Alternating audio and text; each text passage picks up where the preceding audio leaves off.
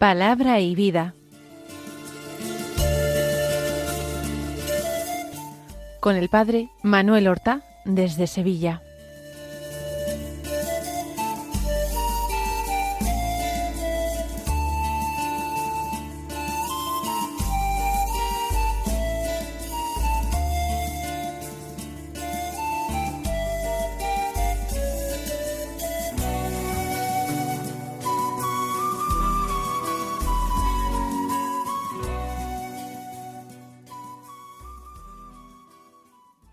En el nombre del Padre, y del Hijo, y del Espíritu Santo. Amén. Alabados sean Jesús y María. Muy buenos días, queridos amigos, oyentes de Radio María y seguidores de este programa diario Palabra y Vida, en el que nosotros escuchamos, meditamos, consideramos y guardamos en nuestro corazón la palabra de Dios, tal como nos la ofrece la liturgia de la misa de cada día, siguiendo el modo y orden de las lecturas de los leccionarios litúrgicos. Hoy, domingo, día del Señor, es el domingo 24 del tiempo ordinario, y este domingo es 17 de septiembre. Vamos, sin más preámbulo, a escuchar la palabra de Dios. Recuerden siempre que, como norma, la primera lectura de la palabra de Dios del Antiguo Testamento suele estar en estrecha relación o como ilustración del Evangelio, mientras que la segunda lectura, la epístola, suele quedar un poco fuera del tema principal de las otras dos lecturas. Hoy la primera lectura es del libro del Eclesiástico, un libro que forma parte de la sabiduría de Israel. Una serie de libros en el Antiguo Testamento son libros sapienciales, porque tratan de la sabiduría de Israel, que no es ciencia de este mundo, porque la suprema sabiduría es conocer a Dios, amarle con todo el corazón y obedecer sus mandamientos. Esa es la sabiduría. Y el hombre sabio es ese, el que conoce y cree a Dios y en Dios, el que le ama y el que le obedece. Pues el libro del Eclesiástico pertenece a este tipo de libros y a este género literario de la sabiduría de Israel. El texto que se lee en la misa de hoy abarca desde el capítulo 27, versículo 30, hasta el capítulo 28, versículo 7. Y dice así: rencor e ira también son detestables, el pecador los posee. El vengativo sufrirá la venganza del Señor, que llevará cuenta exacta de sus pecados. Perdona la ofensa a tu prójimo, y cuando reces, tus pecados te serán perdonados. Si un ser humano alimenta la ira contra otro, ¿cómo puede esperar la curación del Señor?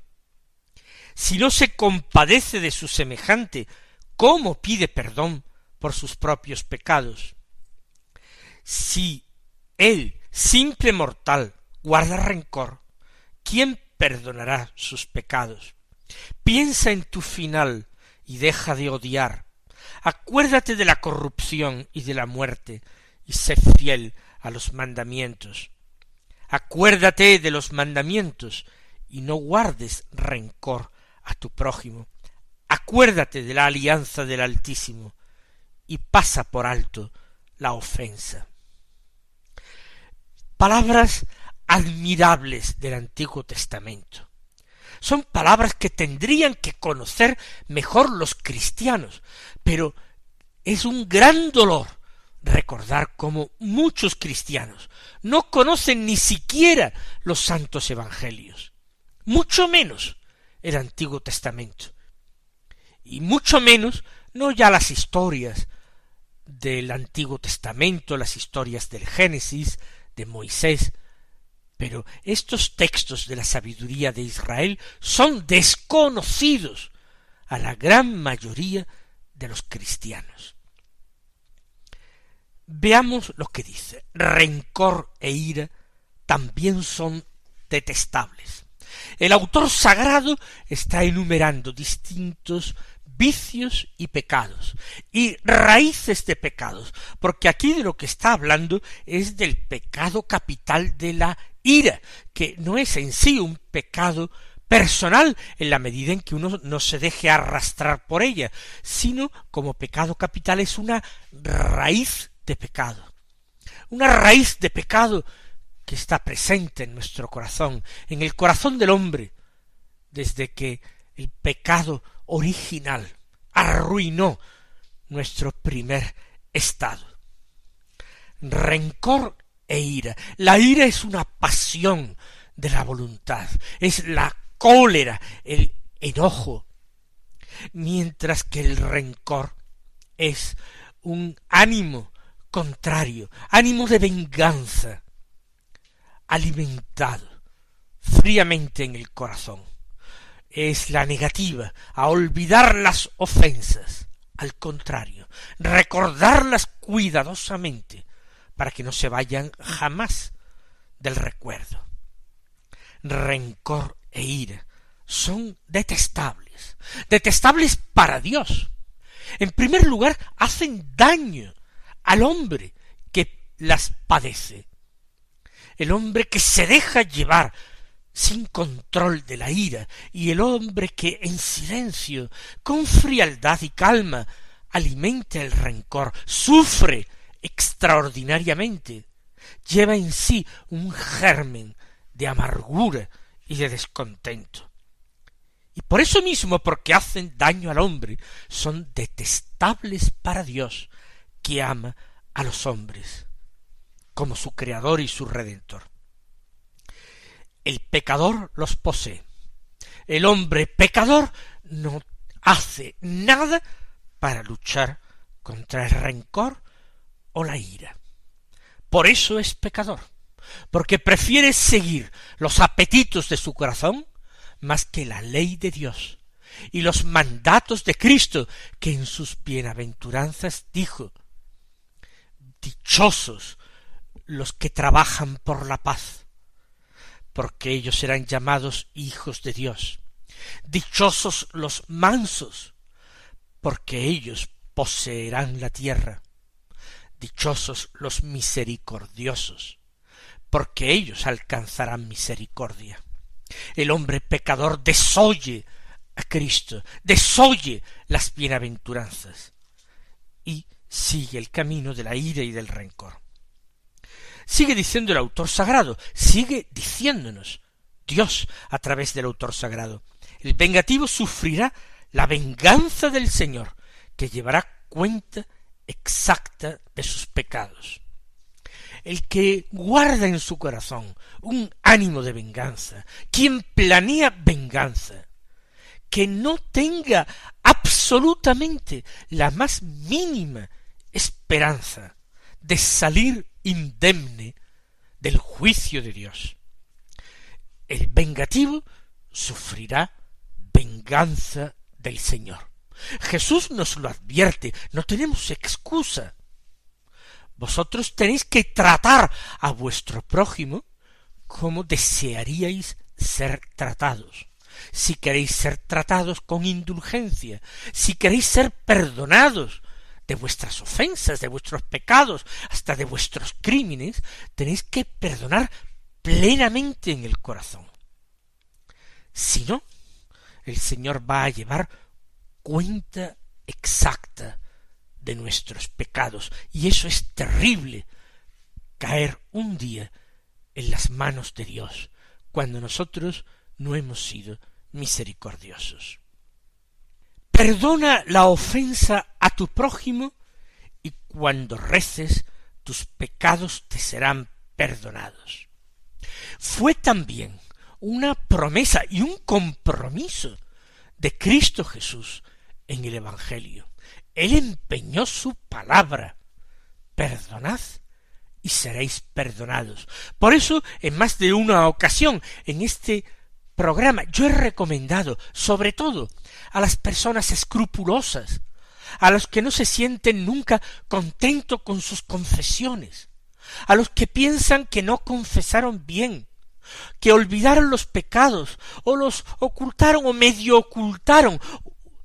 Yo siempre les recomiendo, perdonad de corazón todas las ofensas recibidas, rezad incluso por los que la naturaleza os invita a odiar. ¿Por qué? Porque el cielo y la tierra pasarán, dice Jesús, pero mis palabras no pasarán, se han de cumplir. Y él se comprometió, perdonad y seréis perdonados. Ahí desaparecen los escrúpulos y las angustias y el temor de no haberse suficientemente arrepentido y el temor de no haber cumplido bien la penitencia y el temor de no haber confesado bien los pecados. Tú perdona las ofensas, dice ya el Antiguo Testamento, a tu prójimo, y cuando reces tus pecados serán perdonados. ¿Nos habrá mentido acaso Dios? No, que Él cumplirá su palabra. Si un ser humano alimenta la ira contra otro, ¿cómo puede esperar la curación del Señor? Esa enfermedad terrible, ese cáncer que devora su alma, terminará con él.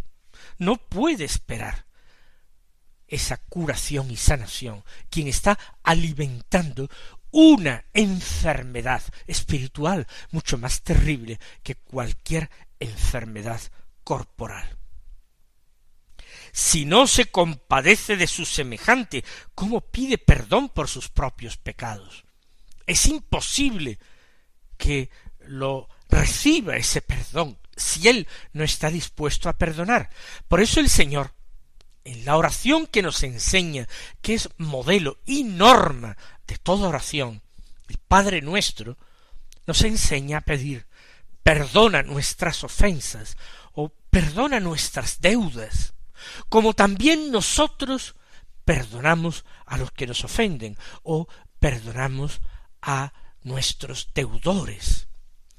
Así pues, nadie puede esperar perdón de sus pecados si no se compadece de su semejante. Si el simple mortal, un ser humano, guarda rencor, ¿quién perdonará sus pecados? Abunda en la misma idea. Piensa en tu final y deja de odiar. Acuérdate de la corrupción de la muerte y sé fiel a los mandamientos. El autor sagrado, o como ya hemos dicho, Dios a través del autor del libro del Eclesiástico, nos está invitando a pensar en nuestra propia muerte, en la corrupción del sepulcro, en que aquí en la tierra no estamos para siempre y que nuestra vida al final resulta ser mucho más breve de lo que nos imaginábamos cuando éramos jóvenes. Piensa en tu final y deja de odiar. El recuerdo de la propia muerte apaga las llamas de la ira. Que lo ponga en práctica, que siga este consejo, quien todavía dice que a pesar de todo le resulta muy difícil perdonar ciertas ofensas, que piense en su final, que piense en su muerte, en su corrupción. Ya verá cómo es fiel a los mandamientos. Acuérdate de los mandamientos, continúa diciendo el texto, y termina con ello.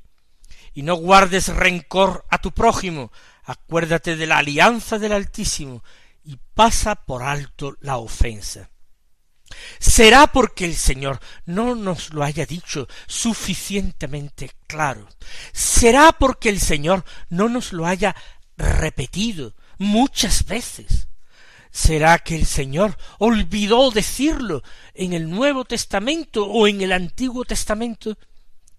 No, el Señor está dándonos un aviso claro a nuestra vida, y si nosotros lo desoímos, caminamos hacia nuestra ruina. Que el Señor nos conceda entrañas de misericordia, humildad profunda para no tener en cuenta nuestras ofensas, y que las llamas de la ira, si se encienden alguna vez en nuestro corazón, sean sofocadas con prontitud con la consideración de la palabra de Dios.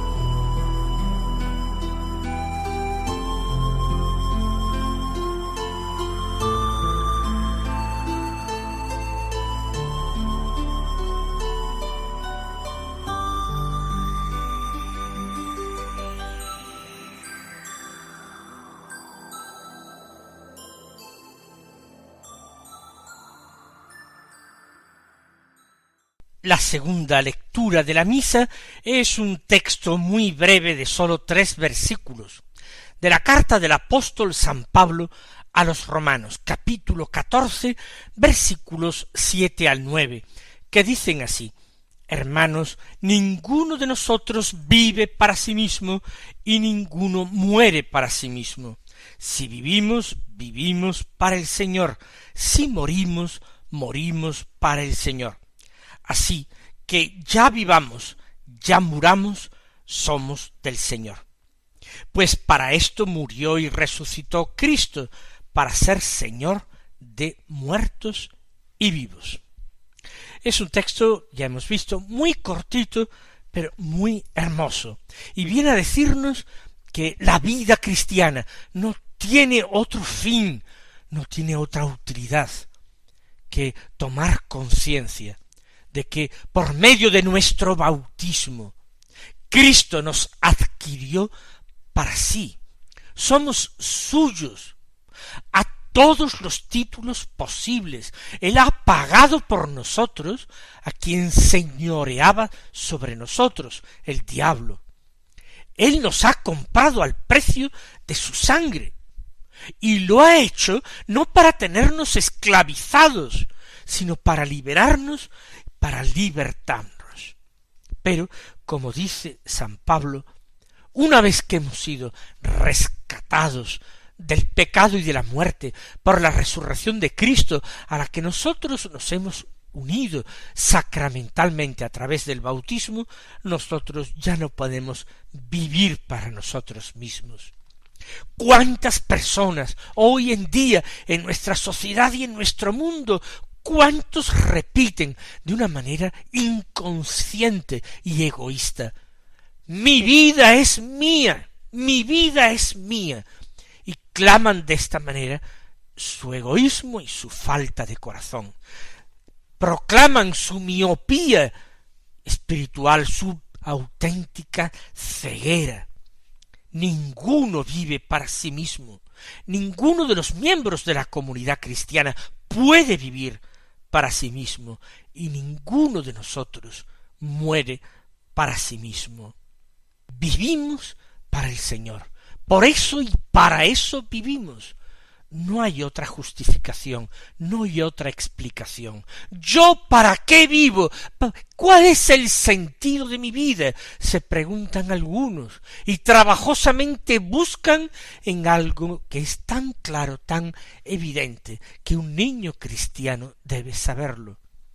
Si vivo, vivo para el Señor. Si muero, muero para el Señor. Nos lo dice la palabra de Dios, y nosotros nos partimos la cabeza y nos debatimos en medio de angustias y complicaciones. Si vivimos, vivimos para el Señor. Si morimos, morimos para el Señor. Así que saca como conclusión Pablo que ya vivamos, ya muramos, somos del Señor. Vivimos si Él quiere que vivamos, para que le demos una mayor gloria, para el bien de nuestro prójimo, porque nosotros debemos hacerles el bien, enviados como somos de Dios. Y si morimos también es para mayor gloria. Celebramos muchas veces, ayer mismo, las fiestas en la iglesia de santos mártires. Ellos murieron por el Señor, para el Señor, y en vida y en muerte atestiguaron que eran del Señor, y como eran del Señor, Él podía hacer lo que quisiera con ellos, podía disponer de sus vidas y de sus muertes. Porque, dice San Pablo, por eso, para esto, murió y resucitó Cristo, para ser Señor de vivos y muertos. Para eso derramó su sangre en la cruz, para adquirirnos. Para eso nos habla el corazón cada día, nos habla a través de la palabra de la Escritura, nos habla en la oración, nos consuela y nos alienta, nos tranquiliza, da el sentido a nuestra vida, que angustia a tantos hombres que se creen carentes de Él. Para esto murió y resucitó Cristo, para que seamos suyos, para darnos sentido, para que nuestra vida y nuestra muerte tengan sentido. Por eso el Cristo es Señor de muertos y vivos, es el primogénito de entre los muertos, es el Señor de toda la creación, es nuestra alfa y nuestra omega, es el principio y el fin. Y sin Él nosotros estaríamos viviendo en un mundo de oscuridad, viviríamos sumergidos en tinieblas. Sin Él todo es triste, todo es feo, todo nos es motivo de angustia y de temor. Bendigamos al Señor y démosle gracias por su vida y por su muerte. Y ya, mis hermanos, no hay tiempo ni siquiera para leer rápidamente el Evangelio. Es de San Mateo, del capítulo 18, los versículos 21 al 35. Un largo texto que contiene, por una parte, la pregunta de Pedro a Jesús de cuántas veces tiene que perdonar a su hermano si le ofende. ¿Hasta 7 veces se dice? Y la enseñanza de Jesús acerca del perdón termina con la parábola del deudor implacable. No te digo 7 veces, dice Jesús a Pedro, sino 70 veces 7. Es decir, tienes que perdonar siempre, siempre, como Dios mismo perdona, porque nuestro modelo, tantas veces lo hemos repetido, no es otro, sino el mismo Dios. Mis queridos hermanos, que tengáis un buen y santo domingo. El Señor os bendiga y hasta mañana si Dios quiere.